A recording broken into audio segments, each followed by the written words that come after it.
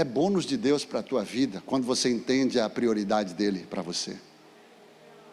O que foi que Jesus falou? Buscai, pois, em primeiro lugar as coisas. E o reino de Deus vem a reboque, foi isso? Em primeiro lugar, o reino de Deus. A tua vida está linkada por um propósito ao reino de Deus. Fora disso, você está perdido, desalinhado com a vontade dele. E pode ter certeza que nunca Deus vai se afastar de você, é você que se afasta dele. Quando eu estou desalinhado com Deus, eu preciso entender que foi eu que saí da posição, porque Deus nunca sai. E eu preciso voltar. Eu preciso me realinhar com a vontade dele. E muitas vezes, se for necessário, Deus vai permitir alguma circunstância na nossa vida para nos trazer de volta. A gente fala um tanto de pandemia. E eu vou lhe dizer uma coisa: a pandemia foi uma autorização de Deus. A pandemia, eu estive lá no sepultamento do nosso irmão Lázaro, fui ministrar, estava lá o nosso prefeito. Oportunidade que a gente tem, às vezes a gente tem que pregar e tem que mostrar a realidade dos céus. Aí eu mencionei com todo respeito e honra ao nosso prefeito, falei: olha, está vendo esse corpo aqui? O nosso irmão já não se encontra mais aqui. Jesus chegou antes e o levou para junto de si. Ele está hoje no seio de Abraão, na presença do Senhor. A pandemia, ou vírus, o Covid-19, não tem poder para matar um homem, tirar a vida. Eu falei: não tem poder, porque ele não é o ômega.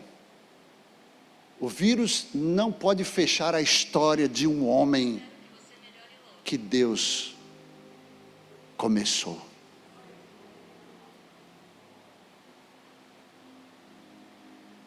Somente aquele que é o alfa, que começou a história na tua vida, tem poder e autoridade para fechar, se tornar o ômega.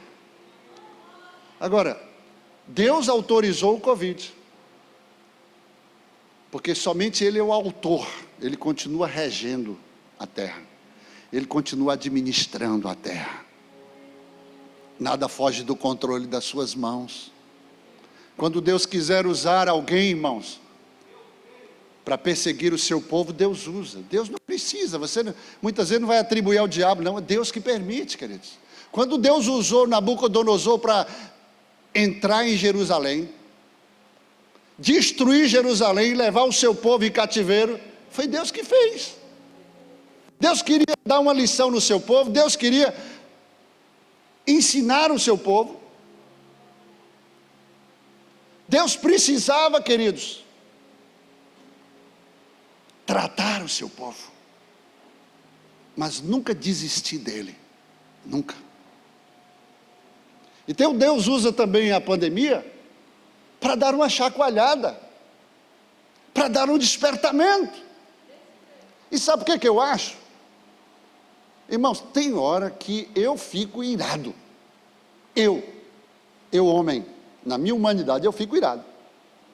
Porque eu vi testemunhos, eu tenho acompanhado, tenho ido a hospitais, e tenho pregado a palavra de Deus, aproveitando a oportunidade, que é um cenário oportuno.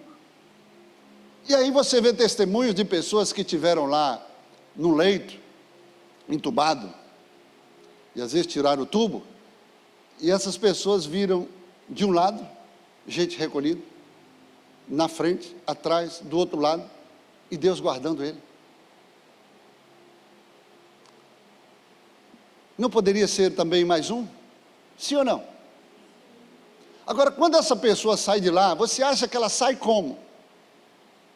Deus permitiu ela ter uma experiência para trazer um despertamento? Ou se ela, se vendo no meio de um cenário de morte como esse, ela poderia ter dito: Senhor, por favor, me dá mais uma oportunidade. Senhor, se o Senhor me tirar daqui, eu vou sair eu não vou perder mais tempo. Caiu já a ficha. Eu vou pregar a tua palavra. Eu vou anunciar o teu evangelho. Eu vou anunciar para aquelas pessoas que estão morrendo e às vezes não tem ninguém para pregar para ela. Eu vou gastar mais o teu tempo, meu tempo em ti, Senhor. Eu vou, como o apóstolo Paulo, me deixar gastar pela tua obra. E aí Deus vai lá e dá a oportunidade. Aí depois, quando você está livre do leito, do tubo, você está livre do balão de oxigênio, está livre, né, daquela indumentária da morte. Aí você, oh Deus, a gente fala tanta besteira quando a gente está em apuros, né? A gente faz as promessas que a gente não é capaz de cumprir. E às vezes, a gente vê aqui dentro da igreja, irmão, gente que passou pelo vírus, que foi poupado por Deus, pessoas que você testemunhou com seus olhos físicos, vendo Deus levando e poupando você. E às vezes essa pessoa se desvia, essa pessoa vai para longe da presença de Deus, perde o temor de Deus. Aí eu digo assim, meu Deus, eu fico irado com um negócio desse. Se eu fosse Deus, eu ia pegar exatamente esse povo desconcertado, que não quer nada com Deus. Não é assim? Mas isso é o pastor Rogério. Você que é mais crente do que eu, nem pensava assim. Mas eu estou falando na humanidade, queridos. É um sentimento que às vezes dá. Você vê alguém que está aqui na igreja, que tem mais de 1 ano e meio que não pisa o pé daqui, Senhor, aqui, irmãos, por causa do Covid, mas está no shopping, mas está na farmácia, quando precisa ir para o hospital, vai no supermercado, vai para qualquer lugar, mas para a igreja, o Covid, eu tenho que ficar reservado dentro de casa, me protegendo. Eu não aguento um negócio desse. Irmão, eu vou lhe dizer uma coisa, se o Senhor não guardar a tua vida, não tem álcool gel, não tem máscara, não tem procedimentos, não tem afastamento, não tem você ficar em casa, não tem nada, porque se o Senhor não guardar a tua vida, toda a sua blindagem será vão no Senhor.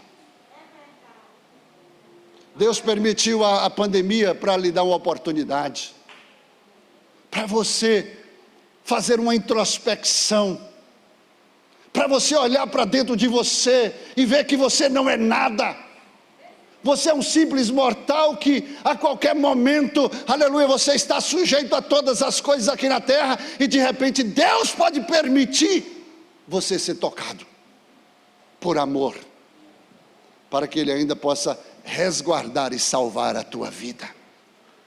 Agora, eu estou me blindando, me sentindo seguro e acho que nada vai me tocar. Eu tenho uma bênção de Deus, eu tenho uma promessa de Deus na sua vida, sim. Então, às vezes, querido, a gente pensa, humanamente falando, e a gente vê cada situação, as pessoas se afastando de Deus, enquanto nós somos resultado de um propósito de Deus aqui na terra.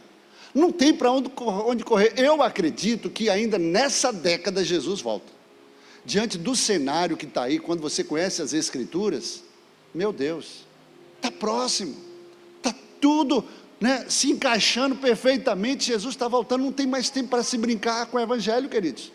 A Bíblia diz que quem é santo se santifique mais ainda, quem é sujo se suje mais ainda, quem é quente se esquenta mais ainda, quem é frio vai se tornar uma geladeira. Mas o morno, Jesus diz que vai vomitar da sua boca. Quem é o morno? Aquele que conhece a Bíblia e ignora a verdade.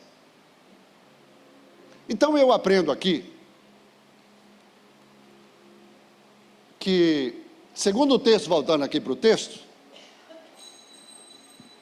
a Bíblia diz que Ló viu, ele viu as campinas do Jordão e era como o jardim do Senhor. E nós somos movidos, queridos, pelo que a gente vê, sim ou não? Só que Abraão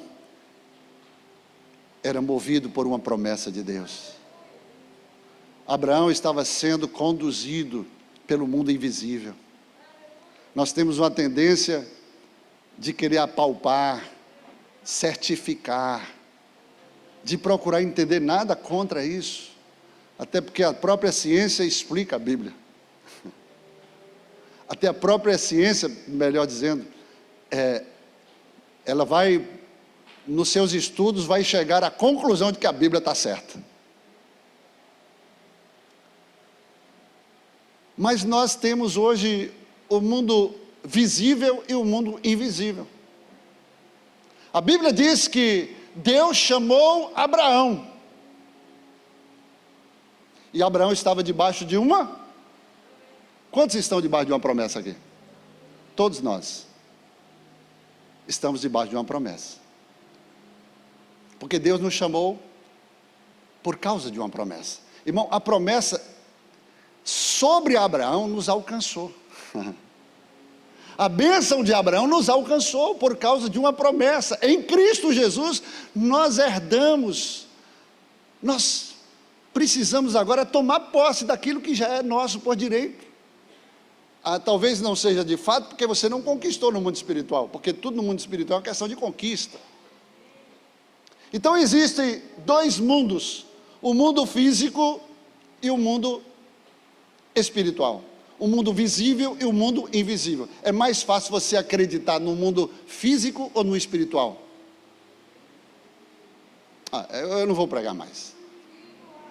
Me ajude, participe. É mais fácil você acreditar no mundo físico ou no mundo espiritual? Físico. É mais fácil você acreditar no visível ou no invisível? Visível. Agora você sabia que lá no passado, agora você tem que conhecer a Bíblia. Lá no passado, no Éden,